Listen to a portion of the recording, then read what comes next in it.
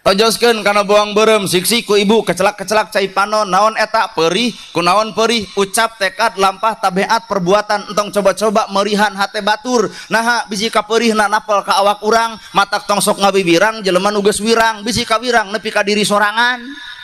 matak teu saeutik kajadian bapak adan anak edan bapak ustad anak ustod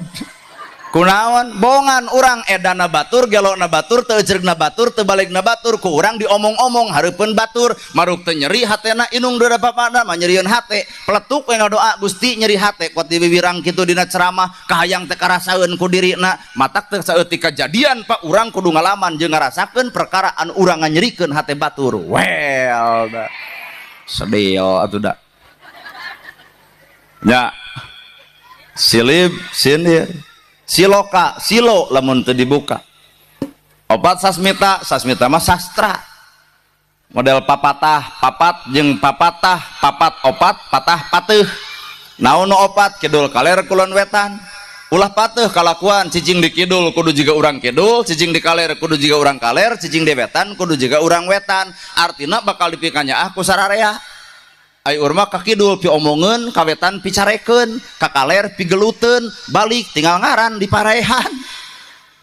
cicing geura sok dina papatah papat opat patah pateuh tong sok pateuh kalakuan geura cicing dina opat penjuru dunya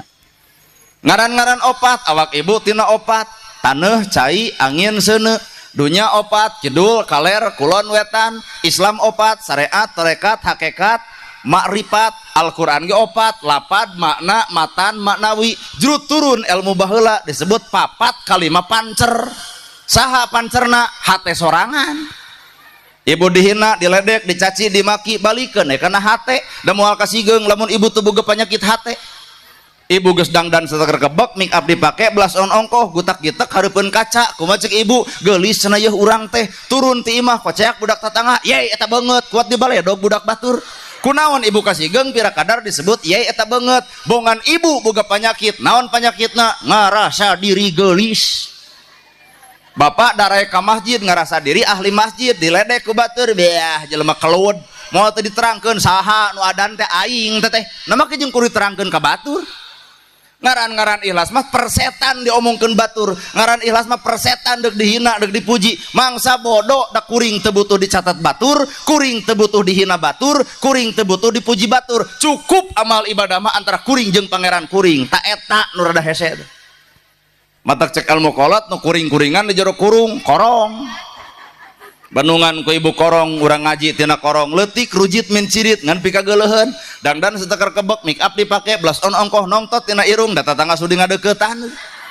naon eta korong dina ibadah tahajud unggal peuting duha unggal poe ka masjid lekat muncul penyakit ria asa kapuji berarti ngarebut puji Allah dicokot ku diri urang naon nu kitu sombong ngaranna bener eta teh lain batur-batur teuing ieu ge nu hadir kitu atuh da deuk tahajud nyeun status OTW tahajud buka kongkorong dipoto jepret 30 gram dari suami ini rujit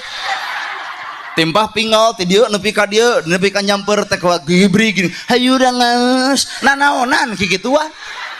teu sadar gedong sigrong mobil mewah sabalega tungtung hirup mah sarua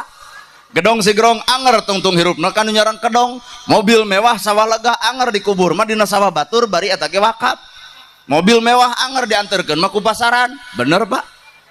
heuh naon atuh disombongkeun tina hirup eueuh matak nu ngaran hirup leungitkeun dirina datangkeun Allahna disebut weh innallaha ma'ana saestuna Allah teh babarengan jeung urang buktikeun lamun bener ibu keur bareng jeung Allah bapak bareng jeung Allah kudu kumaha eta lamun ibu bareng jeung Allah kuring bareng jeung Allah buktikeun sifat-sifat Allah kudu aya dina awak ibu Allah teh boga sifat 88 ngaranna Asmaul Husna disebutna ya Rahman ya Rahim ya Malik ya Kudus ya Salam ya Mukmin ya Muhaimin ya Aziz ya Jabar ya Mutakabir ya Khaliq ya Bari ya Musawwir ya Gopar ya Qahar ya Wahab ya Rojak ya Fatah ya Alim ya Qabid ya Basit nepi ka terakhir ya Sobur buktoskeun